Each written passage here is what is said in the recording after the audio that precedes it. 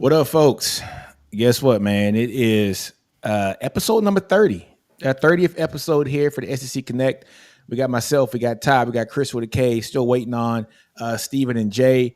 Folks, we had a hell of a week of football this past week. Some interesting storylines. We're going to go over a week 7 recap, a week 8, actual preview here, and also talk about a few main topics, man. Is Jimbo Fisher safe after this season? And also, how is the Brock Bowers injury? How is that going to impact the University of Georgia for the remainder of the season? Because he has went down and he's having, surgery here. I think his surgery was Monday, wasn't it, Ty? Something like that. I think so. Yeah, he elected for that tightrope surgery. Yeah, man. So he might be out here for the next probably 3 to 4 weeks, maybe 6 weeks. It just depends on how he actually responds to that surgery. But folks, man, what's going on, fellas? What's up, man? What's up? Man, ready for the weekend. I'm ready for some football, man. Nick, I know you ready. Man, this boring weekend. Hey, sell out, Texas, Houston. Are you ready for some college football, baby? You know what I'm saying? We'll talk about that later. But yeah, go ahead, Nick, man. What's up? Man. Look, let's just jump into the games, man. I want to do the first game. Let's do Arkansas and Alabama, man. Alabama kind of squeaked that thing out 24-21. Look, KJ Jefferson for Arkansas, he is all they have. He pretty much kept them in the game pretty much the whole game, but he is all they have. Ty, I'm going to let you kind of start this off since Bama's your team. Yeah, look, KJ Jefferson did his thing, but I mean, the Bama's defense was perplexing in this game because it's not like they played bad, but it's like we were in the group chat and I was saying upset about some of the tackling. Terrion Arnold's having a sensational year. He has played his way and shot up draft boards, but he had one shot at KJ Jefferson, and he tried to tackle a 6'4", 250-pound quarterback up high. And look, I get it. I'm not saying that's an easy tackle, but it's one thing if he breaks away and you'd go low on him, and it's another thing to tackle him up high. Now, in fairness, he instantly knew it. He ran back, kind of smiling, kind of acknowledging that's my bad. Guys, it was the tale of two halves, and I asked this during my stream on Monday. When was the last time you saw Alabama play a complete 4 quarters of football? My answer, 2021 SEC championship game against Georgia, where they dragged Georgia's defense. Now, that was the last time we saw them play a coherent 4 quarters of football, and once again on Saturday, we saw this problem rear its ugly head, and it's a problem that is going to become real hard to overcome. The first half, Alabama was finding their rhythm. The deep shot is there. Jalen Milroe has one of the best deep balls in the nation. I mean, his ability to convert that deep ball when it travels over 20 yards in the air, it's uncanny. In fact, it's kind of wild how good he is at the deep ball, statistically speaking, and where he sits in intermediate to short, right? Like that dichotomy of the difference in effectiveness at the deep range as opposed to the intermediate and short is super interesting. You typically don't see that, but he is progressing. The one thing I will say, Alabama's left tackle position is the problem. The rest of the offensive line, now center has been problematic as well. Center and left tackle have been the major issue. You have 2 theories here. Do you play Caden Proctor, the true freshman, who, guys, I'm going to tell you why I think it's not working. He's 18, 19 years old, 6'7", 365 pounds. I think he's too damn heavy. Yeah. I think that's why he's getting beat by speed rushes. Now, I can play you film against Mississippi State of him picking up more complex looks, more complex stunts. When he gets his hands on you, it can be fine, but I think he's too big. That is problematic. Jalen Milroe, though, and I think it's because he doesn't have a good offensive line right now, he's bailed into some sacks. Like, there have been a healthy amount of sacks this year that I can't completely say is on the offensive line. But Alabama, the offensive coordinator position, guys, it's still a question mark to me because I'll see a lot from Tommy Rees that I like. And before anybody dare bring up Bill O'Brien, I am still much happier with Tommy Rees than Bill O'Brien. You want to know why? Our offense put up more points on a better Texas defense this year, absent Bryce Young and Jahmyr Gibbs, than we did last year when we had Bryce Young, Jahmyr Gibbs, and Bill O'Brien.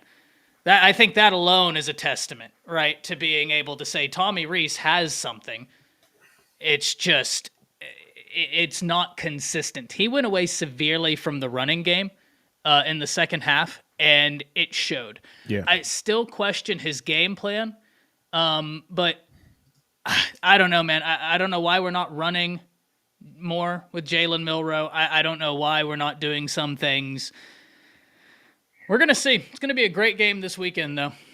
Hey Ty, look, man, I want to piggyback on the Proctor, comment. I think I remember I said this earlier this year too as well. Is 360 pounds, 18 years old, and he just doesn't have the feet right now. I don't think he is a big kid. I mean, is he more suited to play guard right now than he is tackle? Right now, I absolutely think so. Yeah, and here's my question, and we asked this on the Bama Standard. Why the hell isn't J.C. Latham at left tackle and Caden Proctor at right tackle? Because if you go back to the spring game, Caden Proctor was at right tackle, J.C. Latham was at left tackle. And I think you could solve a lot of that with that simple move. I think I think he's going to be fine. He's just a true freshman, but I truly do think he's too big. You want to know when I thought that? And I think I said it on this show. You remember a few weeks ago when I was talking about the offensive line and I said the second string offensive line came in and they looked faster? Well, now the guy who's really came in and been a huge difference on the offensive line is 77. He was one of those guys running with that unit that I pointed out because he's not 350 plus pounds. He's moving with explosiveness and it shows. Chris, how about you, man? So I'll put it like this right here. Watching the game, first off, let me show my respects. Let me go ahead and wipe my feet and give a thumbs up to that guy who's the playing quarterback for Arkansas. I mean, that guy is a monster by himself. KJ Jefferson is a dude. Beast. It's a shame that we can sit here and say that this is the best football we've seen from him and Spencer Rattler, and they don't have the weapons around them to propel themselves to a good season. I mean, what is Arkansas's record right now? Is it They just lost 5 straight. A lot of losses to not a lot of wins. Yeah, so what, 2-5 now? Yeah. So 2-5 opposed to South Carolina being 2-4 right now. So it's a crying shame because you have them playing some of the best football that you can ask them to play, and they don't have that much. They don't have that help. But as far as Alabama or whatnot, there's some woes and different things like that, but there's a lot to build on in the game. I think you kind of are what you are. I think the defense is kind of where you're at. It's kind of, I'll put it like this right here. It's kind of like OU, to be honest with you.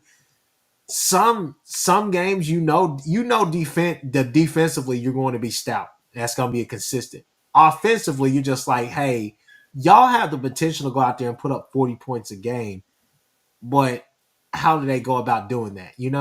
It feels like to me, I think the problem all starts with Tommy Rees. I know that's an easy, target, in this matter, but I really do simply because I feel like he's scheming behind. And what I mean by that is simply this right here is it feels like after that first quarter, it's like he throws that plan away and it's almost like he just basically has to make every adjustment that he didn't want to make. And so I don't know. I mean, I'm kind of with Ty. Why are they not running him more? Why are we not seeing that? Because I feel like that would open up a lot more of the passing game for them to be able to hit those vertical balls. He throws a mean deep ball. Milroe, beautiful. Milroe throws a mean deep ball. But the fact is that you have to actually establish that run game. Like I said, I'm still waiting to see the depth chart on the running back, Ty, because you were really. I'm not saying they're not talented or anything like that by any means, but coming into the season, you had me believing that, hey, we were going to see a plethora of backs and possibly some of those freshmen, and it's just kind of like it's been a Jace McClellan show. Yeah, I think the offensive line. I think that's a big problem. A big reason. And I'll tell you my big thing. I'm no coach, right? But at this point, just base out of 12 personnel. I don't know that college football really understands yet. Alabama's tight end room is an absolute problem. Amari Niblack this is his first year really playing. Guys, before this, he was an edge, he was a receiver, he was never one position. This is his first real full year starting as one position. That guy is a problem. Number 84 for Alabama is an absolute mismatch. but you still have Dippre, you have Oots, you have Danny Lewis. I think Alabama's tight end room is one of the more underrated aspects of the team. You can base out of 12 personnel, you can almost run a pistol set with the 2 tight ends over there, Chip on Proctor's side, and then you have a double layered release concept where Milroe has the short tight end and then one running afterwards. So you make the safety or nickelback make a choice. Am I covering low? Am I covering high? Milroe hits the one he doesn't pick. There's a lot you can do, but that's why I'm really excited about Tennessee, guys, because this is a game where they should want to get it back in blood, right? Tennessee, I know a lot's been said about them. Chris, I know you have your doubts, but I will say this, that Tennessee pass rush, Pierce Jr. is ridiculous. Well, that's what I wanted to talk about, if we may, Nick. That's what I really wanted to get into when I asked you, Ty. Those were my questions to start the show. I'm watching a Paul Feinbaum show. I'm looking at Twitter. I'm watching just about every podcast I can find from any of the national cohorts. And all I'm hearing is that this is a game that Alabama could very well lose again. And I'm sitting there saying, I just don't know, because I don't trust this Tennessee team. I get the pass rush, I get all that stuff, but then again, I've watched them struggle against Piedmont State. I've watched them struggle against Florida. I've watched them have their struggles as well. And when they struggle, it makes Alabama look like Alabama when Devontae Smith and company were out there running circles around everybody. I mean, Sure. that's the way it makes it look. So I don't necessarily know what offense you're going to get from them, and I don't know if they're going to be able to run ball like that. Yeah, definitely. Heavy run. Chris. Hey, Chris, but who do you trust more, Tennessee or Texas A&M? I would. That's a hell of a question. I would honestly. I'll be Yeah. real with you. I trust Texas A&M more. Tennessee than I trust Tennessee. I might beat their test. I I think know, trust but I Tennessee still more. trust them. I still trust Texas. You A&M trust a the little bit more. talent. Yeah. You trust the talent. That's what it is. That's Yeah, what it is. but I trust Heupel's coaching. If the talent can execute to his coaching level, Tennessee could be on to something. But talking about Tennessee, let's go to Tennessee Texas A&M game, folks.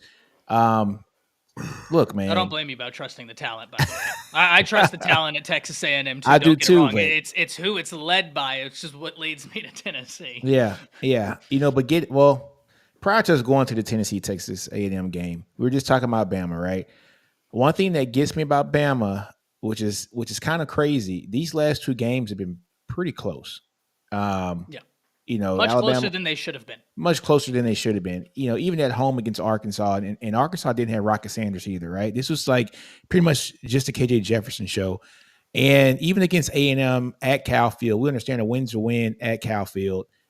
We get They it. should but have destroyed them. they should have destroyed them, right? And so these games are getting very, very close. And to what Ty is saying, this game against Tennessee could be something that could be a little bit eye-opening, because if Tennessee gets it rolling, especially with that offensive system, by Heupel, this thing can get crazy. I mean, it could go tit for tat, to be honest with you. And just like Ty said, I'm not really impressed with Alabama's offensive line. Something has to be said and done, but it is week 7. It is what it is. They are who they are now. At this time of the year, I don't think you're going to be changing personnel too much. But don't count out Tennessee. I got my score prediction already for that game if you want it. Nah, not yet. Not yet. Second half of the show. But, so talking about Tennessee, man, Tennessee versus Texas A&M. Tennessee wins the game 20-13. Man, look here. Let me start this thing off here, because I want to kind of deep dive into Jimbo Fisher too as well. Jimbo Fisher look, folks, he's a dead man walking right now. And I think he understands it and he knows it. But there are 76 million reasons why he's not going to get fired this year. This team has all the talent in the world. They look lethargic on offense with Evan Stewart, and you got players' parents tweeting out during the games that why their son's not playing. You got who else? Moose Muhammad on that team. Smith. Look, man, they got 5 stars all up and down on this team, and to see them only put up 13 points, I don't care who the quarterback is. Max Johnson, guess what, folks? His father's Brad Johnson. You would think his floor would be pretty high, right? We've seen him play games at LSU. I don't even think if Connor was in this game, it wouldn't have mattered. They just look bad. They They look just better look with bad. Johnson than Weidman. Yeah, it's and it's crazy. And it still only scored 13 points with a guy like Jimbo, who's supposed to be an offensive guru, and then you bring in a guy, like Bobby Petrino, who we understand can really coach some offense. And I just don't understand what is wrong with this Texas A&M team, man. Chris, I know this is your favorite subject right here about Jimbo, man. Go ahead and lay it out, brother. Look, the numbers just don't add up to me. 76 mil that we got to get out, but boosters are coming forward saying that they want to get him out of there. I don't know. It's a cluster. You know what? That's over there. Yeah. All I know is this right here. I'm gonna say this. Okay, I'm just gonna let this be known. The greedy side of me says, "Hey, please let everything bad happen to Texas A&M because there's a couple of people on that defensive line that should be wearing a Sooners uniform." But I digress. The biggest thing is that it's just the fact that the talent matches the expectation, but the production doesn't match the expectation. We've cast a lot of expectations and stipulations on this relationship. I had a friend that told me that one time. He said, Chris, he's like, when you're talking to her or talking to this girl, where you can't put these stipulations and expectations on it. And that's what we did with Jimbo Fisher, a notorious 8-5 coach. We put all of these expectations on to go and do big and better things at Texas A&M to bring them to that championship glory. They've had 1 year because of super seniors and Kellen Mond. It's hard. It's crazy to sit here and say this. And COVID. He's not the most talented quarterback that he's had there at Texas A&M. He's the best quarterback overall that he's had there at Texas A&M. He's one of the all-time leaders in Texas A&M history. So, you had that to work with. That's what I'm saying. But the fact of the matter is that they've had this talent for quite a while. You got to do something with it. But the thing is that Texas A&M, for me, is bigger than Jimbo Fisher because what do you do afterwards? Because you got to make the splash higher. Or, well, I don't know if it has to be a splash hire, Chris. Mm-hmm. It just has to be the right hire, right?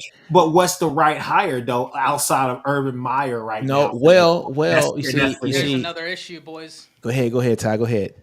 There's another issue though. You got to make the right hire, but now you got to think, Nick. You're going to the table. What are they paying Jimbo? $77 million, man.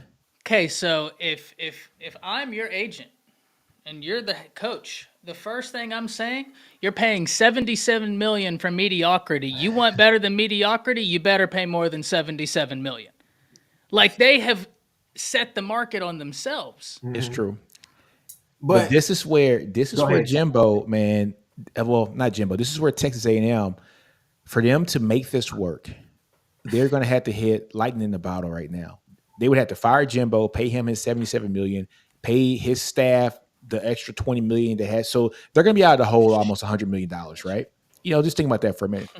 So they can't go and hire a bona fide D1 coach. They're going to have to go to a group of 5 level and have an upcoming coach like a Jeff Traylor or somebody. Yeah, it has to be somebody that is on the come up because they can't afford to go out and dish another $10 million from somebody. I'll tell you, I'll say this right here. You could look inside your own state. You could go Jeff Traylor, Rhett Lashley, Jordan McGuire. You could even go. I wouldn't even go. I don't know. I would say Sonny Dykes before I would say Joey McGuire. Yeah, I could see it. I would, honestly though, I would go Jeff Traylor before all of them. I would go. Jeff Traylor. Jeff Traylor makes the most sense from an economical standpoint as well. But because I think that you could get him a little cheaper than what you get those other coaches. But I think it's something that establishes him there. But the fact of the matter is simply this. I was talking to my uncle about this earlier this morning. Jimbo Fisher has to win out. It's not happening. To make everybody happy. Because, he would have to legitimately go 4-1 over these next 5 games, in which he has he has a chance to do it. They probably have, Pittsburgh State or somebody on the schedule. They got Christian. Yeah. But I'm just saying that once, they have a legitimate chance of going 4-1 and then possibly getting a bowl game to get that 9th win. but he needs to go 9-4, 9-5 this year. I mean, yeah, something like that this year. I I just just don't don't know. see it happening, man. I mean, so look, they're in a bye this week, right? But Uh, they got South Carolina after the bye. That could go either way. I mean, I both just these don't teams. trust South Carolina's offensive line. I don't either. I don't trust nothing from A&M besides That's their fair. defensive line. That's very fair. Besides their That's defensive very line. fair. No, touche. Touche. Then they got Ole Miss on the road, right? yeah, at LSU at They got LSU at LSU, and then don't sleep on that Mississippi State game. True. Don't sleep on that Mississippi State game. So, look, I think they lose two more. I think they lose Ole Miss and LSU, and that puts Give them me at Abilene 7-5. Christian. That puts them at 7-5, man. You know what I'm saying? Which is crazy considering the amount of talent that they have. I don't care who you got back there at quarterback. You gotta go out there with that amount of talent. You gotta go win some games, man. And this is frustrating. As I'm pretty sure, as a Texas A&M fan base, they're frustrated as hell. And you're finally starting to see it. Steven said it last week. They're coming out like fire to man. Like, and Texas A&M are usually some of the most calm fan base. They like to keep all their stuff indoors, internal. They don't spew out the stuff to the outside. But now they're getting a little bit restless right now with Jimbo. Mhm. Ugh. And they had opportunities to really take control of that Tennessee game, but as they had their chances, they gave so many chances away as well. It's I don't know. It's the I, execution factor. You know what though, man? I wonder if Jimbo is looking at things right now and seeing that he hired Bobby Petrino, right? And I was looking on the sideline last week, and I saw Cliff Kingsbury on the sideline at USC. Like, Mhm. why is he on the sideline at USC? Right? He really doesn't have a job there. Let's be honest. That offense is Lincoln Riley's offense. What is he doing? He's the associate head coach, Quarterbacks coach. I mean, really? You know what I'm saying? Really? All right. That was a hire. I think Jimbo should have asked that administration to throw every damn penny they can to go No, bring in somebody who can bring He in had a someone great in state. offense. Huh? but He had someone in state. Who you talking about? Garrett Riley. Yeah, he did, and he let him go. Yeah. no. Let's just say it how it is. Okay, the same problem that Jimbo has is the same problem that Dabo has right now. I don't think that we've seen. And I'm glad you brought up Gary Riley. I don't think we've seen Bobby Petrino. We've seen glimpses of Bobby Petrino's offense. We've seen some wrinkles in the fold of Garrett Riley's offense. They have the same problem. I don't believe that those guys have been given the full reins of the offense to be able to say, "I'm going to leave you alone. I'm going to let you do your job." Yeah, that's true. Hey, this is a great comment here by James Trice, man. He said, "I'm telling y'all, Gus Malzahn, he'll get the offense rolling. Fire Jimbo, hire Gus, and they could be the national championship next year." Hey, folks, 2024 is their year when it comes to the talent. Like, all these talented folks, the Evan Stewarts, the Connors, they're going to be juniors next year. Mhm. Like, this 2024 is supposed to be their year. I'm not saying they'll go to a national championship game next year if they get a guy like Gus Malzahn, but Gus Malzahn will have that offense clicking and rolling for the initiation of his offense. Gus Malzahn, I think his problem, as years go on with his teams, it's almost like his offense gets a little stale. And I'm pretty sure Ty can kind of say this too as well, is that over the years, it's like it almost kind of dies on off a cliff. What you guys think about that? You learn, Yeah. right? Like you learn. One of the best things to happen to the SEC, in my opinion, was Missouri and Texas A&M coming in, because it helped expedite the learning processes for offenses akin to like the Gus Malzahn offense. So then when you had Gus's offense, you had all those. Yep. The SEC defenses kind of evolved. Like, you've seen an offensive evolution in the SEC, but so too have you seen a defensive evolution. Now you see linebackers running around that used to be like safeties. Right? Like, I mean, hell, the athleticism is through the roof, not just in the SEC. Don't get me wrong. This is a national thing. It's just that the SEC was so much a 3-yard and a cloud of dust league for so long. And Gus, I mean, that offense, it did kind of fade, but I think that that's just kind of the natural order of people were figuring out how to stop it, how to scheme against it. and I'm gonna say this on my show. They don't. I'm gonna say this on my show tomorrow. Whenever we're previewing the OU and UCF game. Look, the thing about Gus Malzahn's offense is that he's gonna run straight at you. He's going to just run it. I mean, he's not gonna do. He will disguise some stuff. He will give you some eye candy here and there, but he's flat out just going to say it's a gadget offense. I mean, it's up to you to stop it, to figure out where we're going and all the different variables that's working. And so, I mean, when I think of a Gus Malzahn offense, I think of Anthony Schwartz running jet sweep after jet sweep after jet sweep, and then them trying to take a deep shot every third play. And I mean, I mean that's just kind of how it is. Them overloading aside and just kind of bum rushing you. And so, I mean, that's kind of what I think of. I don't think that he's the answer to something like that because Nick, I would say if Jimbo Fisher gets fired, they hire Gus Malzahn. Evan Stewart's the first one out. He might be out next year anyway. Yeah, and it's going to be a bunch of those D linemen who are going to be out as well. So, I mean, I think that you have to play this smart at Texas A&M because you can't just sit there and say, yeah, I'm going to bringing in Jeff Traylor will be perfect. Yeah. But the problem is that he's going to have to recruit those kids against all these other coaches who are going to be trying to poach those kids, right? And so that's going to be the big problem because some of those kids are going to say, well, shoot, I could have went here. I see what they're doing.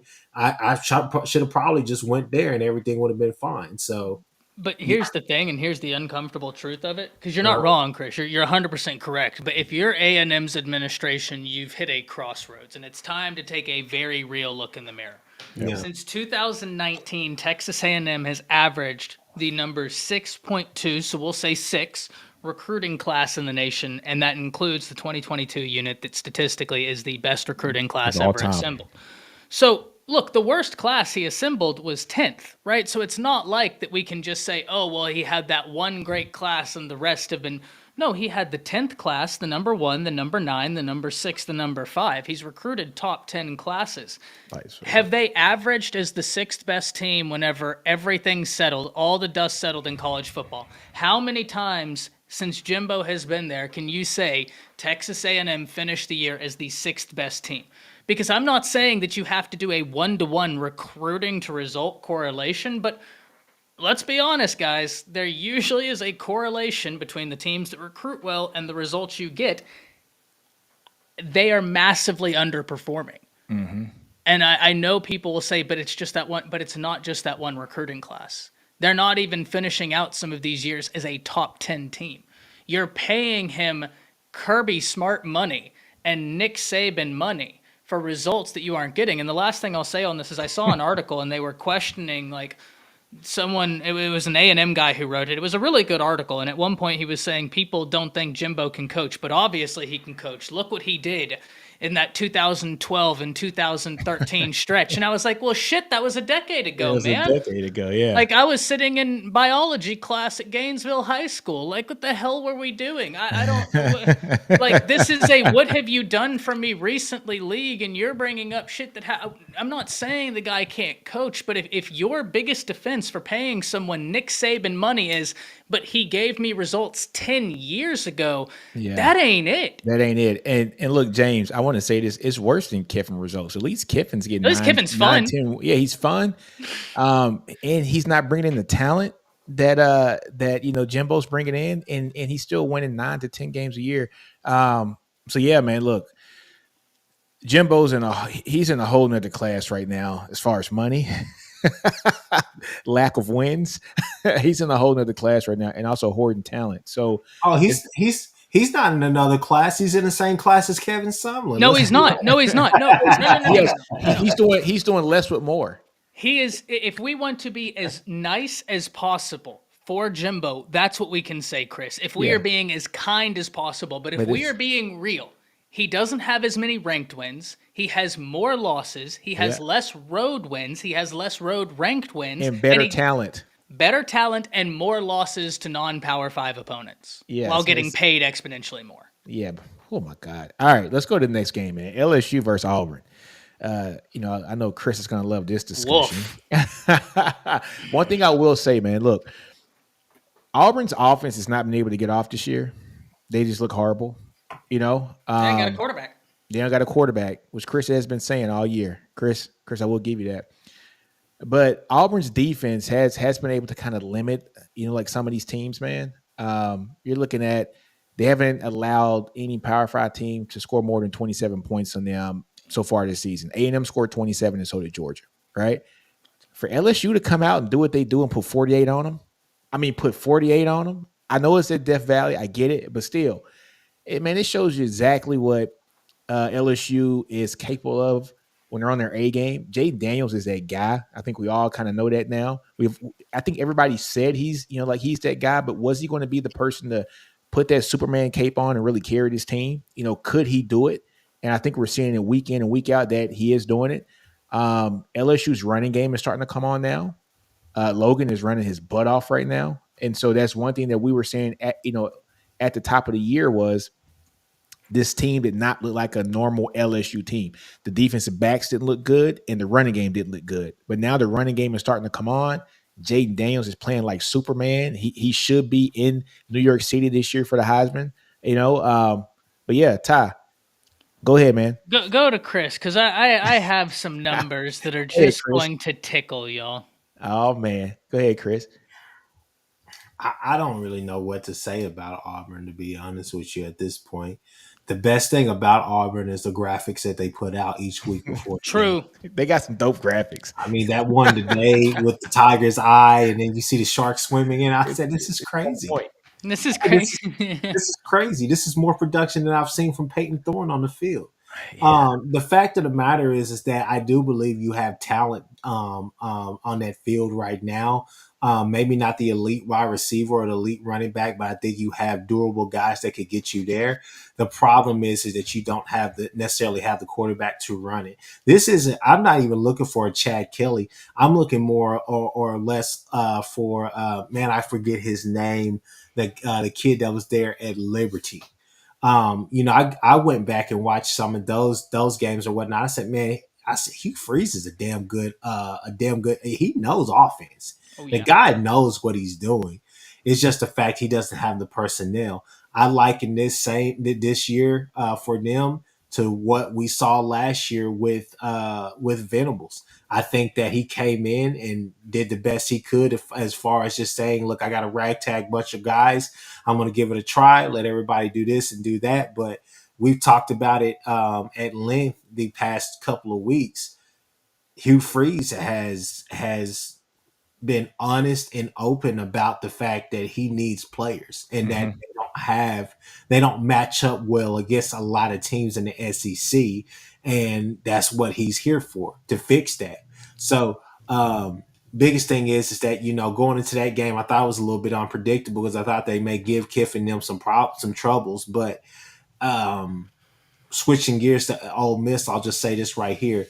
They are as good as they could be. It just feels like they'll never reach that mountaintop.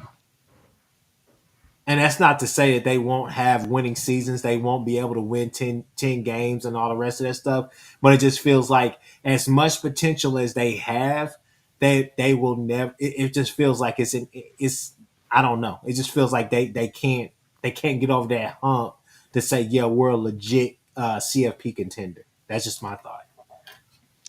So here's the crazy thing. And look, I know that y'all think that my numbers were going to be in relation to Auburn, but Chris, I think you hit the nail on the head, right? Look, I'm not disenfranchised to not recognize what's going on. He did not inherit a great situation. Mm-hmm. The last coach Auburn had, they tried to have a coup to get him out. Like, Hugh Freeze did not walk into a situation that was ready for him to come in and instantly compete for the SEC title year one. So I'm not holding him to any expectations like that. I know it's going to be a bumpy ride. Chris, I largely was in agreement with you about Peyton Thorne. I didn't realize he'd be this bad. Yeah. And I've gotten to talk to Jake Crane several times, right? We both do High Tops show on Saturday mornings on High Top Sports. Highly recommend y'all check it out. It is a great time. He's a big-time Auburn guy. former coach, and getting to hear his perspectives has really shifted my perspective on Auburn to where he has really laid out like ability wasn't what he was worried about with Thorne, but you can't play scared. And Thorne, I hate to say it, but I think Jake's right. He's playing scared. So Auburn, I think they're trying to make the best out of a bad situation, and in fairness, they're scrapping.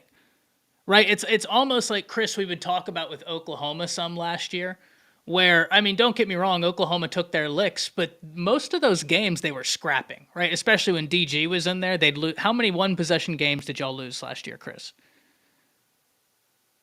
5. Exactly. Right. So you were scrapping. You weren't getting and I think that was a great comparison. I don't know that we're going to see that massive turnaround that we saw at Oklahoma because that's wild. I don't think I don't think Sooner fans have really taken the time. Take the time your bye week isn't completely over yet. Appreciate what Brent Venables has done because seriously, guys, it's impressive. My numbers are in relation to LSU. Because, guys, I concede. And, Chris, I'm glad you're here, man, because you have heard me talk and wish Jaden Daniels would get back to that freshman year form and show everybody in college football that he is a baller, and here we are. Everybody's getting to see what I saw at Arizona State his freshman year. He is unbelievable. And the rushing. He is great. That's one of the best offenses in the nation. I think that's a top 5 offense. The problem, guys, is the defense. I'm going to give y'all some numbers that are just shocking. And I'm not trying to take shots at LSU. I'm genuine because I respect LSU. They are always a great opponent. They are number 109 in total defense, number 99 in scoring defense, number 101 in passing defense efficiency, and number 87 against the rush. So they don't do anything well. Like Jaden Daniels should be in a real good spot for that Heisman because he's leading that offense to wins. He is winning the games. And Ty, you know what's crazy, man? If you go down and look up and down that roster, for LSU, for the defensive side of the ball, they got talent. I know that they're missing a lot, in the secondary, but they got talent along that defensive line. They got talent for those linebackers as well. They have enough talent to where they shouldn't be in the bottom 10th or the bottom quarter of college football for defense. There are teams that are doing way better than them in conference that don't have the talent that LSU brings in, which is the weirdest freaking thing. I just don't get it. Well, let me look at scoring defense real fast. Yeah. I'm going to check out where Auburn is real fast, and then I'm going to tell you that because there's no way. Yeah, Auburn's scoring defense has to be better than LSU's, but there's no way it should. Yeah, no Tennessee is tied for 17th in scoring defense. Yeah, Maryland is 23rd. Yeah. Miami of Ohio is 20. Now, granted, Miami of Ohio, you got to factor in strength of opponent there, so not a good example. My bad there. Hell, Washington is 41. What's Florida's? That's dangerous. Florida's? Is because they haven't allowed a lot of points this year. Where is Florida? Florida State 22. Florida's 31, tied with 31 with Iowa State. Yeah. So as much as we rag on Florida this year, their defense has showed up a lot more than LSU has. Auburn's 51. So 51, and LSU's Kentucky's what? 53. Number 99 in scoring defense. Think about that for a minute, man. 99 out of 132 teams. Wait, who's worse than them in the SEC? Probably nobody. Vanderbilt. I'm gonna find that. Oh, hold on. What's that? My uncle just shot me a text. He said, "Hey, you got to mention the fact that Kerry Cooks is the DB coach there at LSU right now. That speaks volumes. I don't know if all the Sooner fans will remember him. Okay, look, Nick, when Colin Johnson and little Jordan Humphrey or whatever his name was, and all those guys of the past were fucking torching us. Excuse my language, but it's just torching us every year and every game and all the rest of that stuff. it wasn't just Roy Manning, it was Kerry Cooks as well. We were Yeah. excited to get him from Notre Dame, and that just went downhill quick. Then comes in Roy Manning, and it just, I mean, like, look, both of you guys, Texas fan, Alabama fan. I don't know what happened with Valai down the stretch with y'all, but he's been a blessing. I've always told you he can coach. Yeah, he's been He a can blessing coach. for us because we're not used to this type of DB work, to be honest with you. But I mean, Kerry Cooks being there, that speaks volumes. Well, I found you the SEC schools ranked worse in scoring defense than LSU. South Carolina and Vandy. That's it. So that puts it in perspective right there. You're getting a team that is basically a blue blood, and they're tied with, well, not tied. They got two teams worse than them, and they're South Carolina and Vanderbilt, which are usually the teams that are kind of bottom feeding in the SEC. Well, I shouldn't say that about South Carolina as of lately, but everybody knows Vanderbilt is. I will say the LSU secondary really tough. That Brooks, that situation with his medical diagnosis, that's a tough hit for a secondary that's already experiencing a lot. I'm just shocked at your defense, man. And just to be honest with you, when BK was at Notre Dame, they had really good defenses. And so that's what kind of has me wondering, like, what the hell's happening here? All right. So I don't know. Maybe they got some secret sauce that's not the greatest, and it just is what it is. All right. We talked enough about LSU and Auburn. Let's get down to let's do Kentucky, Missouri, folks. What do you want to know? What do you want to know? Hey, man, look, the same thing that we've been saying here for the last 3 or 4 weeks. Missouri might have the best wide receiver room that's not talked about in college football, with Luther Burden, Cooper, Theo, right? They got a hell of a wide receiver room. Cooks is cooking it up right now, at his position as well. They got a fun offense. They look really good. They look sound. And in Kentucky, Devin Leary, he's not that guy. He's not who we thought he was going to be. Will the real Devin Leary please stand up? I think we're seeing him. I think we're seeing him. Look, man, I'm not saying nothing about the ACC, but he played at NC State, right? Yeah. And he looked good at NC State 2 years ago. He gets hurt last year, and he only plays, 4 games or so. But there is a stark difference in the level of competition between the ACC and the SEC, and it's not even close, right? In the ACC, you got Clemson. 2 years ago, Florida State wasn't humming, and you had North Carolina. Syracuse was playing pretty decent. Maryland was decent, but not the level of what Leary's going against now. He's going against Georgia. He's going against Maryland's Missouri. Big Ten. Oh, yeah, I'm sorry. Why did I say ACC? Yeah, you're right. I can't even give him Maryland, yeah. So, yeah. And so who he beat up on some ACC teams that haven't produced over the last decade or so. Look at Miami. 2 years ago, they weren't nothing, to be honest with you. All right. So, man, look, he stepped up his level of competition. He's gone against Georgia. Georgia just power drived him last week. This week, he went against Missouri. They get beat pretty bad this week. They lose by double digits again, 17-point loss.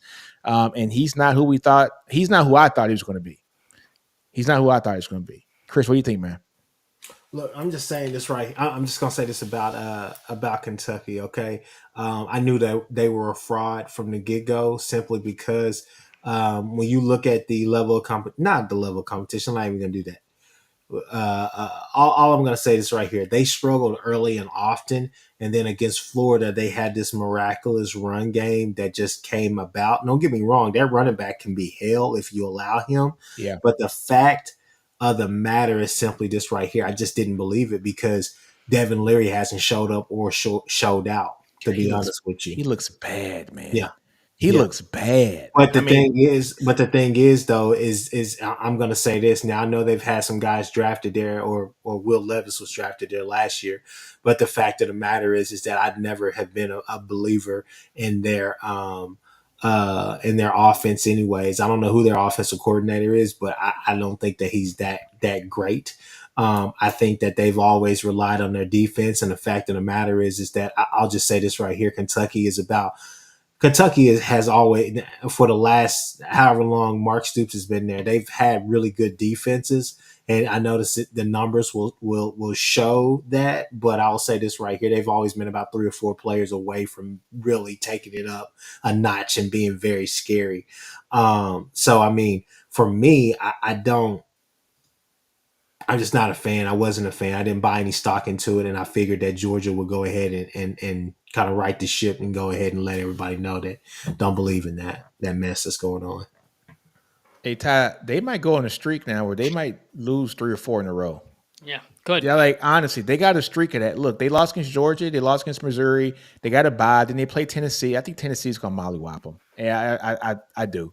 Eh, Well, I shouldn't say mollywop them. They're gonna beat them.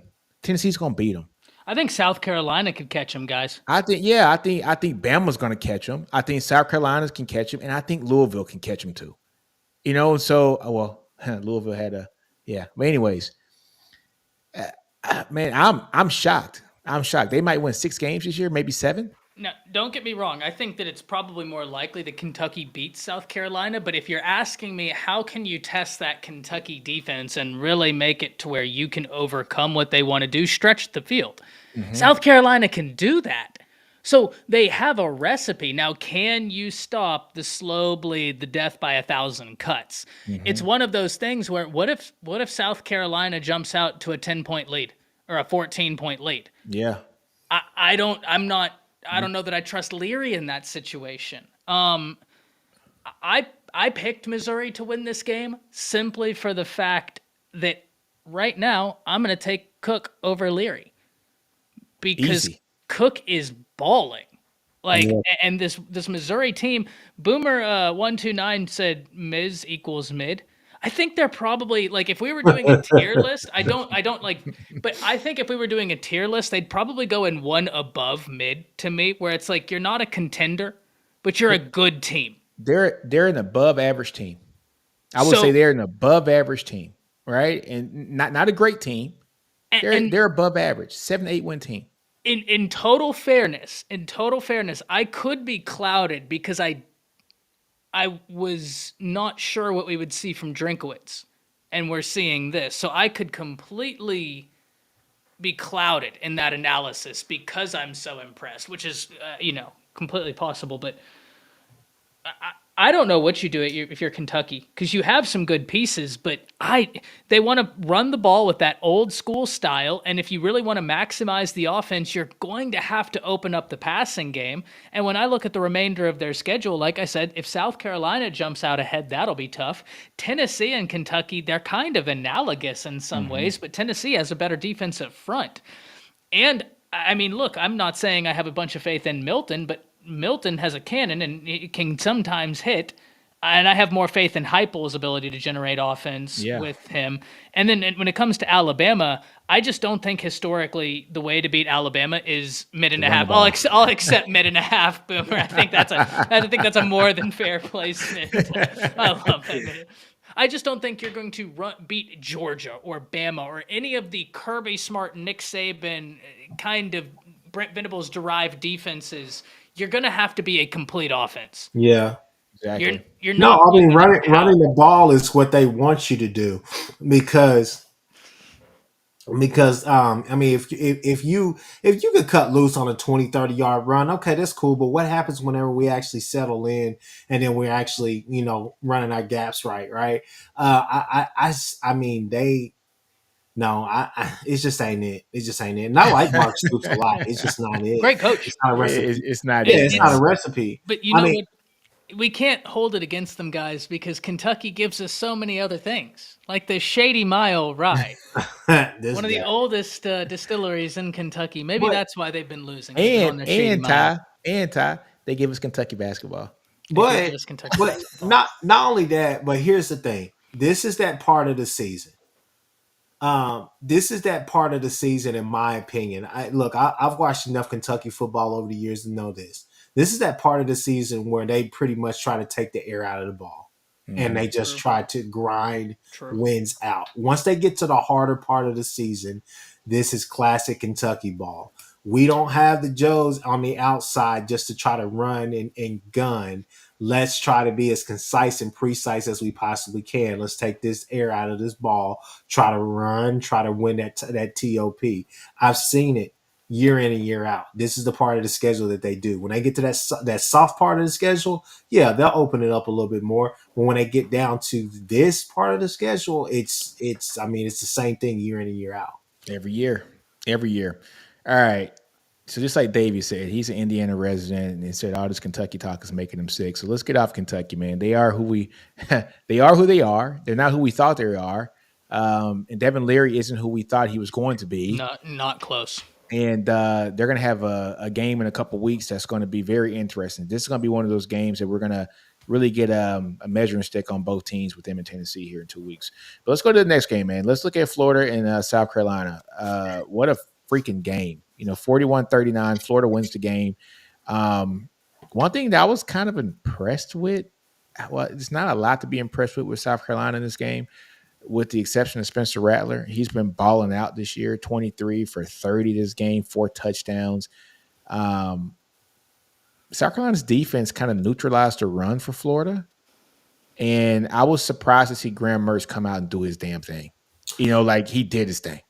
And if I may say, Graham Mertz is quietly having a really good year. He is. Really good year. He is. Go ahead, Ty. Ty. Really That's all I good wanted year. to say. Hey, and he was one of those guys that we were talking about early in the year. Like, I think we've all been on record like Graham Mertz. Like, you let Jalen Rashada go, and who has the keys? Graham Mertz. So we were all kind of under that impression that this might be one of those years where Florida has to pack it in. But Florida is, Graham Mertz is doing his damn thing, man. Yeah. All I have to say about it is this. Look, Graham Mertz quietly this year is putting together a season where he is at 1,800 yards, 12 touchdowns to 2 interceptions, at a 76 completion percentage. Yep. I'll put it like this. If we would have taken bets from the average college football fan as to which quarterback would be closer to 2,000 yards, if I would have just blindly said quarterback A, quarterback B, everybody would have thought that Graham Mertz's stats was Devin Leary and vice versa. Exactly. Woo, good. That's a good one, Ty. That's a perfect analogy. Nobody thought Graham Mertz was going to do this. I'm just being honest. He's playing great. He's having the best season that he's had in his whole college career. He almost has 1,900 yards. He has 1,897 yards, so 1,900 yards. 12 touchdowns, 2 interceptions. Last year, it was 19 touchdowns, 10 interceptions, 2,100 yards. Tell you, man, it's going to be interesting. Go ahead. I have a question for Ty. Yeah. What's up, man? I have a question for Ty Hayes, my friend. Yes, sir. With all those numbers that you just spouted out, that you and Nick just spouted out, yeah. does DJ Lagway start next year? Well, I think so, because how many years of eligibility does no? But my question is 2019, 20, 21, 22, 23. I mean, he's how many years of eligibility? He may have the COVID year. Who, Mertz? Yeah. This is Mertz's 5th year, right? Yeah, he's been in since 2019 with the COVID year. He's considered a junior. That's a good question, Chris. That's a good question, because Lagway is putting up ungodly numbers in his senior season. I don't know if y'all have been keeping up. Yeah, it's disgusting. But does he come in and start as a true freshman though? Well, I don't know. That's a good question. That's the thing. And some bet Billy, that people like to call him, right? Which, look, I'm not going to disrespect him no more about that. Hey, man, Billy Napier is coaching his ass off this year for what he's kind of had to work with. And we've all kind of said that this might be a year where they're rebuilding. Now, the season's not over, right? It's not over, but they're 5-2 right now. And I don't think anybody would have thought that they'd be 5-2 after the first 7 games. But he can't go into next year starting Lagway as a true freshman to build upon the season that he's having now. He would almost be starting from scratch. He would always be starting from scratch, because with a true freshman at quarterback, unless you are a kid that is so level-headed and level-minded like a Jalen Hurts was at Alabama, unless you're Trevor Lawrence, right? It's hard for those guys to come in and translate and be all world. Now Trevor Lawrence had a lot of talent around him too, and Lagway's not going to have that talent at a team like Florida that Hurts had at Alabama and that Trevor Lawrence had at Clemson. So for the kid's sake, hope he comes in and has that clipboard and lets the game slow down for him, and then he's able to come out and ball out his sophomore year. Look, all I know is this right here is that Ty, tell me, how much money were they going to pay Mr. Jalen Rashada when he was coming there? Wasn't 15. it like It's like 15 mil. I thought it was 15, wasn't it? It was something up there. It Oh, it's 13? million. Okay. It was 13 million. How much y'all think they're gonna pay this boy? Nick, money talks and bull crap walks. I'm just letting you know that. If he's coming to if he's going to come to Florida, there's no way he doesn't start game one. He has to. He has to. And the problem is that for this isn't a Jimbo situation where you can sit there and say, yeah, he's gonna have a hell of a buyout. Which I will say he does have a decent buyout. It's pretty technical. I sent it to the group chat a few weeks ago. It's pretty technical, but it's not $77 million. Year 3 of Billy Napier, y'all could say he's in a rebuild mode. I think he may be on the hot seat next year, and I think it may be early that you hear about him on the hot seat. It all hinges on this season. If Billy Napier comes out here this season and wins 8 games, which he has a great opportunity to do, right? I don't think he's on the hot seat. And I think you build on that momentum. And I don't think you build on that momentum by coming in and starting a true freshman. That's the only thing. I don't know. I mean, Lagway's been kicking ass. So I mean, we gotta his high school stats have been outstanding, but we all understand the college game is light years faster than the high school game. True. Yeah, so we'll see, man. That's gonna be an interesting conversation once he does get on campus. And I'm pretty sure he's an early guy. So if he's there in January and he's able to run some scout team for like a bowl practice and stuff like that, and then come into the spring and the summer, and do great things, that's gonna be a hell of a quarterback battle for that team there. So, because 9 times out of 10, Mercer is gonna come back, right? Like he doesn't have any NFL I shouldn't say talent, but draft stock, right? So he's coming back, right? Yeah. Come back and get your master's degree and have a great life. You know what I'm saying? just call it what it is, man. I ain't hating, dog. That's a free education. That's right. I'm just saying, man, it is what it is. Maybe he, does this thing. It is what it is. Last game I want to talk about, fellas. Georgia and Vanderbilt. And not so much because Georgia beat Vanderbilt. Okay, we get it. The main thing that I want to talk about, man, is Brock Bowers being out. Yeah. And how is that going to impact Georgia, coming up? This surgery could have him out 2 weeks or 6 weeks. It just all depends on how he's going to recover. So, Ty, I'll let you start this one off, man, about Georgia and how the absence of Bowers is going to impact your team. Yeah, it's going to be interesting to see because Carson Beck has put together a decent season. I think a lot of people have asked a lot of questions, and he's thrown for a lot of yards. But I think Brock Bowers, there's no question. I mean, it's one of the best college football players in the nation. He's so talented. I'm hoping for a really speedy recovery. I hope we get to see him back at full strength because he is a difference maker. Now, that being said, it's Georgia, right? So I think that I say this all the time. My dad used to tell me whenever you hear 2 extremes, the truth is usually somewhere in the middle. I've heard how this is going to completely derail Georgia's season, and then I've heard that Georgia's not going to miss a beat. I think the truth is in the middle. I think they're going to find themselves, but it's Georgia. They're very well coached. They're very talented. I think they're going to be fine, right? I think that the schedule allows for them to continue growing. Here's the one thing I am interested in, though, because that procedure he got, that tightrope procedure, Jalen Waddle got it a few years ago. Now, Jalen Waddle actually got it against Tennessee, right? That's when he injured his ankle, and he got the procedure, I don't know the day, a few days after.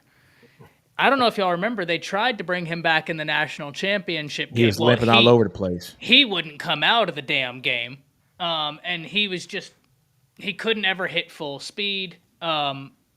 So I'm hoping Bowers, because this is a week before, and the tightrope, I know that people are going to say, but it's a week difference, Ty. Will it make that big of a difference? With this surgery, it very well could. Actually, yes. It's amazing what this surgery is. I won't get into the specifics of it, but it is absolutely fascinating what this procedure is. I think that Georgia will have an adverse effect, but I don't think it'll be near what people have anticipated because it's still a very talented team, very well coached. No, and I piggyback off of Ty and I say I agree with it, but you guys saw in the group chat, I was like, hey, isn't this the Tua surgery?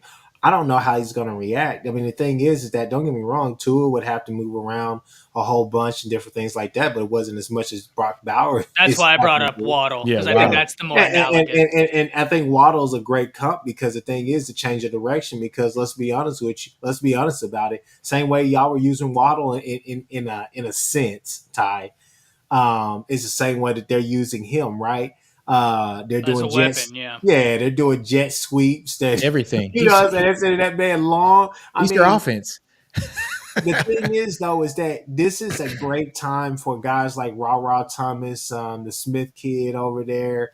I mean, they have a lot of talented got a lot of outside talent. weapons. This is time for Lad McConkey to step up, be the number one that I think we all think he can be at this college level at least. This is the time for them to really step up, and they have to because Carson Beck is really good, but he hasn't broke through that glass, quote unquote, glass ceiling like we all thought that he would come into the season. I still think that he's better than Stetson Bennett. He just hasn't necessarily awed you with that talent or Well, showed shit, he you hasn't that been in college for 54 years. that's true too. That's true too. But yeah, I mean, y'all, Surfer Boy, y'all are loaded offensively. It's just, I mean, you kind of got to prove it without Bowers, though. That's kind of the problem. Yeah, Bowers might be the best offensive player in the country, pound for pound. Yeah, Let's be honest. And people can say what they want, but to have that guy not on your team week in and week out when you've had him for the last 3 years, week in and week out, it's going to be a hell of a difference. And Chris, look here, man, I'm gonna pick on you with this one, right? It's almost like last year. We saw what Caleb Williams did last year, at USC, right? Yeah. If Caleb stays, Jesus Christ. You know what I'm saying? So this OU team with Caleb Williams. yeah. Me and my uncles talking about that this morning. We were like, "Hey, Caleb, we probably we Betting at least favorite. playing for the Big 12 championship last No. year."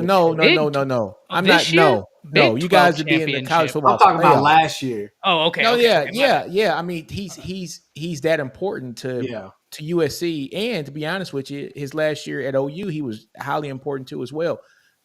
Brock Bowers is extremely important, folks. Brock Bowers, for folks who have just only been watching football for the last 20 years, Brock Bowers might be the best tight end in college football that they've seen with their own eyes.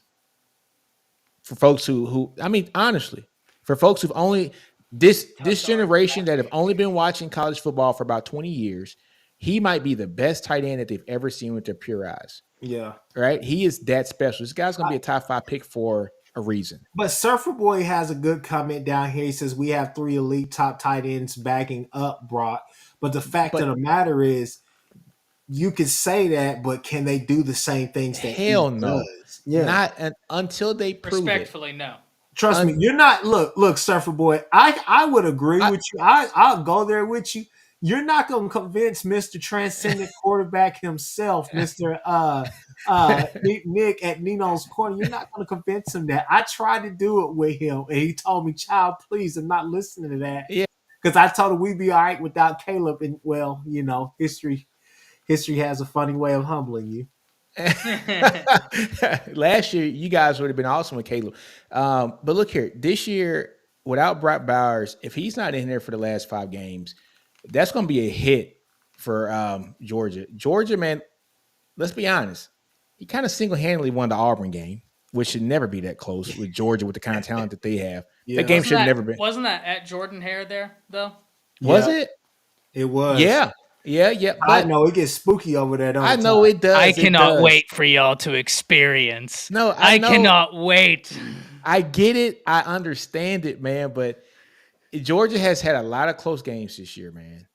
As far as going against Power 5 competition, even against South Carolina, 24-14. Brock Bowers brings that balance and that juice to that offense. To say that, look, we got guys that are behind him that are going to, hey man, I got to see it first because he's one of the best tight ends that we've seen suit up in college football. Here's what it is in college football history. I'll go ahead and say it.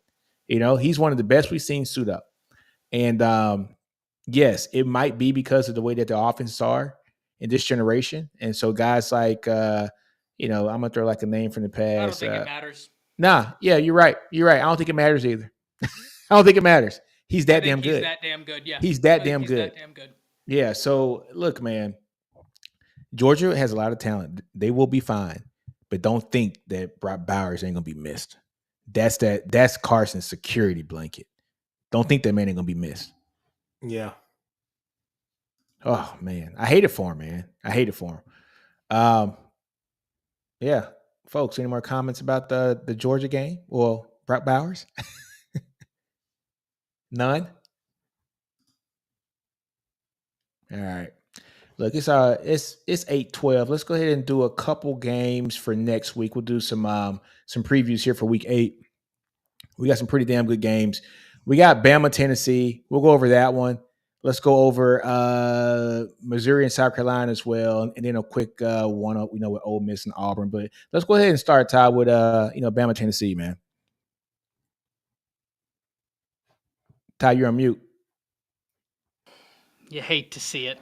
So I'm just going to go ahead and give my score prediction off the rip. I think that Alabama wins this 31-20. And I think it's going to look a lot like that Texas A&M game where Alabama, I think, will find a way to get out early. And Tennessee, I have some questions about their ability to generate offense on this Alabama defense.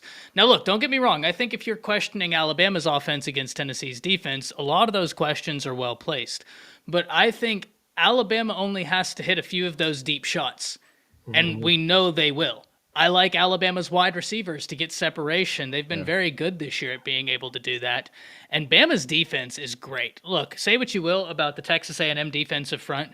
Alabama's defensive front has been very good this season, but the linebacker play has been spectacular for the Crimson Tide.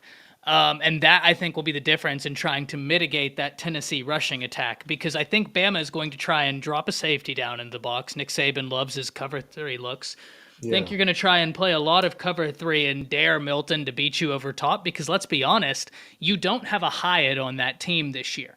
You don't have one of those guys. And Bama this year, I feel like they feel much more comfortable about just playing straight up man across the board, especially this deep into the college football season. Terry and Arnold, Kool-Aid, Caleb Downs, Malachi Moore, they're playing straight up man across the board. Yeah. So I think that the big problem here is stopping that pass rush. It's one of the best pass rushes in the nation. Alabama is not very good at stopping the pass rush. Look for your left tackle. Look for some 12 personnel to try and assist Caden Proctor. And I also love 12 personnel because after that chip, you can do a chip and release, and you have a great option, such as an Amari Niblack right there. And yeah, going to be a great game. 31-20 Alabama. My only counter to that is simply this right here. We could talk about the offense trying to counter the pass rush from Tennessee. I don't think that's going to be a huge problem. I think the issue for me is you're somewhat young, at least at one of those DB spots, Ty, if I could say that, with Downs. We've seen Downs struggle with some Texas game. Texas game is all I can really bring up. His second game in college football, playing one of the smartest guys in an RPO-based scheme. And that's my thing, because last year we saw similar problems, and I think they don't have a Hyatt this year. I know they don't have a Hyatt, but at the same time, the offense is still there. Is the communication going to be there? So that's the whole thing, because they're going to try you vertically. I mean, there's no way to stop. Here's what I will say. Okay. I'm not saying that Bama would win. I'd like to run that matchup back, because I don't know if you caught Downs against Texas A&M. Yeah. That pick he got was wild. Like, his recovery is – look, I would agree with you, and I'd be much more worried if they had wide receivers that I really felt like you had to worry about them. Their best wide receiver, unfortunately, went down with one of the more vicious leg breaks I've seen in a long time. Yeah. Brew McCoy. Mm. And because of that, I just think Bama's going to put Key in the box, let Downs stay over top, and then Milton. The one thing I will say, he has been interception prone, Yeah. right? And Bama's getting a lot of turnover, so I think that could be a catalyst for Alabama finding success. But I don't think you're misplaced at all there. If they are going to attack somewhere, especially a Heupel, it will be Downs It would because be of his Downs, youth. yeah. Yeah. I Look, mean, I got I think that's coming. I think you have to be ready for that. I want the communication to be buttoned up. But that's what I'm saying is that last year, because Ty, we talked about it, it was pretty much the same formation on each side. They just ran it. They may have like a little slight variation, but it was the same play they ran each side. Hyatt was getting open, and then what's the other guy's name? He's in the league too now. yeah, the wide receiver for the Cleveland Browns right now. Yeah, I forgot his name. But yeah, I mean, come on, Oh, Ty. I mean, oh my God. Yeah, I forgot his name too. Look, It's a great name. It's a football name through and through. yeah, man, I see his face too. I can see his face. But look, man, I got Bama winning this game. but y'all man. get what I'm saying, though. I got Bama winning as well, but I'm saying to me, look, we run basically the same thing. If Steven was on here right now, he would say we run the same thing. So I'm saying that's going to be a big key for me is the communication. Are we getting too caught up on stuff? Are we getting late calls or what's going on? In my opinion, I will be glad when this year is over because even though I think I don't have a problem with the Alabama defense, I still think there's another level y'all could get to outside of Kevin Steele. That's just my thing. But the defense is playing pretty lights out. And this playing, year. yeah, because you're not sitting there trying to run exotic defenses and taking chances like Pete the Gamble, like third and golden, like the third and golden. Yeah, but that is funny. And actually, Ty, you know what? That may make all of my points null and void because that may have been the problem last year is that you were willing to gamble and take chances because you thought you would put them in those positions, knowing that you weren't even really rushing the quarterback because you only had one guy doing it. You want to know what kills me about that Tennessee loss last year? What's that? All their touchdowns, I won't say all, most of the touchdowns with Hyatt came from the exact same look. We're going to motion, I forget whether it was motion into the bunch or motion out of the bunch formation, isolate Hyatt one-on-one with the safety, and then bombs over top. But the problem was Alabama let it happen 4 times and then said, okay, let's start playing some zone. Maybe now we play some zone. And it's like, why now? Fuck it. Just let him go. Right? Yeah. It's over now. Look, man, I got Bama. I got him 24-17. I think it's going to be a little bit closer than anticipated. I think it's going to kind of mirror the A&M game. Like Ty said, Tennessee's line is pretty good. Really good. I'm really worried about the Alabama offensive line. I just am. I just am, man. And Jalen, he's going to have to do a lot of off-script stuff in this game. He's going to have to run the ball quite a bit this game. If he does, man, and if Tommy Rees finally starts pound the ball just some, maybe they can open the score up. But I just kind of think he's a little bit stubborn, man. I think that Bama wins this game, man, 24-17. Be a lot closer than anticipated. So we'll see. And it's at Bama too, so it'll be good. Next one, folks, man. South Carolina, Missouri. Chris, what's your thoughts on this one, man? I think they just a country boy ass whooping waiting to happen. I think that this is this could be a 42-21 game. We see Spencer Rattler throw for 335 yards, 2 touchdowns, no interceptions, have a high QBR, but still the team looks terrible around him. I don't know what to say, man. I mean, the best storyline coming out of there is that Spencer Rattler's play and the fact that the head ball coach, Beamer boy up there, he broke his foot. So, I mean, it's just an unfortunate situation because you root for them, not simply because he coached here and all the rest of that. We have ties to Beamer, but man, you just root for him, man. He's a really likable guy. He's not a guy that you like to hate or anything. And you saw last year what they were building and the belief that they had, and it's just kind of went away. So I see Missouri getting into that, they're going to cut into them pretty early and often. I think the Cook kid is actually playing some really good football right now.